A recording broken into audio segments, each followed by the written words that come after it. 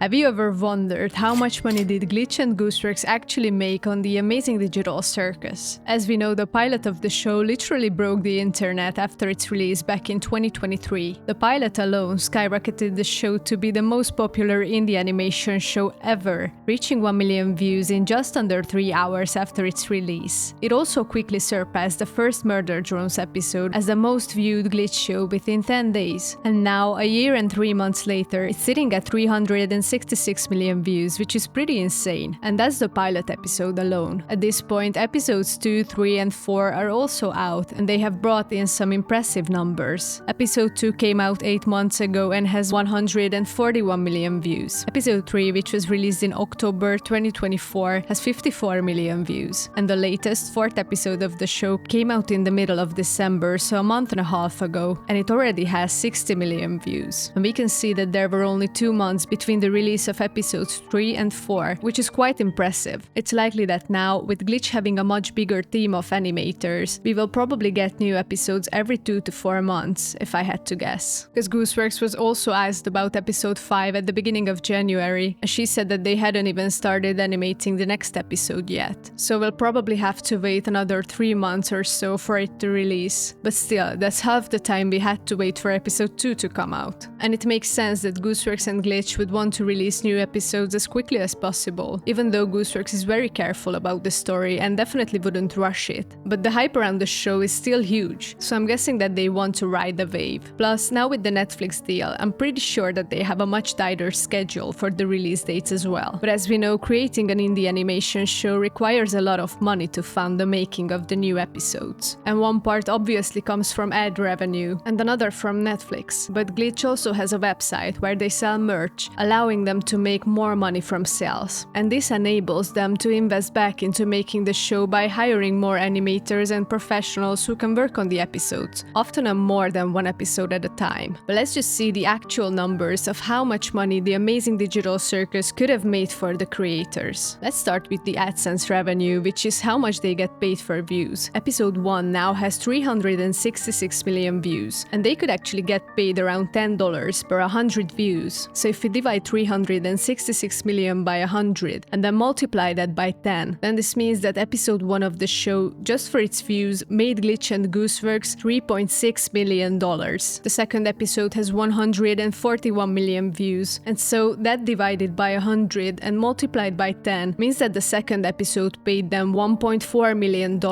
just for the views. Episode 3 earned $540,000 and episode 4 $600,000. So in total, for the 4 episodes, Glitch and Gooseworx could have made around $6.1 million. But we have to mention that YouTube takes 45% of the revenue, so that would leave them with $3.3 million profit. And keep in mind that this amount is only from AdSense. And obviously this is an insane amount of money, but they still have their merch sales, which also adds to the total. For transparency, let's count with 1 people buying their merch out of every 1,000 people that watch the show, which would be a 0.1% conversion rate. And let's just count with the price of a plush, which is $30. So if we add up the views of the episodes, we get 621 million views in total. So if we divide that by 1,000 for 0.1%, we get 621,000 units sold. And if we multiply that by 30, that results in an extra $18.6 million for the merch. And lastly, we can't forget about the Netflix licensing. And how this works is Netflix secures content through licensing agreements with creators and studios. These agreements grant Netflix the rights to stream specific content for a predetermined period. The terms, including financial compensation, vary based on factors like content, popularity, exclusivity, and duration. In this case, Netflix has licensed the amazing digital Circus, but doesn't hold exclusive streaming rights, as the show continues to premiere on YouTube simultaneously. So obviously the exact financial details of the deal between Netflix, Glitch and Gooseworx are confidential, but such licensing agreements typically involve Netflix paying the content owner a negotiated fee for the streaming rights. And this fee compensates the creators for their work and provides Netflix with content to offer its subscribers. So we can make an approximate guess of how much Netflix pays based on the following factors. The show is already successful on YouTube, but since Netflix didn't get the exclusive streaming debut and only acquired the show when episode 3 came out, the fee might be lower than if they had licensed it from the very beginning. But the show has massive engagement, with merch selling out frequently. And since Glitch Productions is an independent studio, a mid-range deal is the most likely, so that could mean around $3 million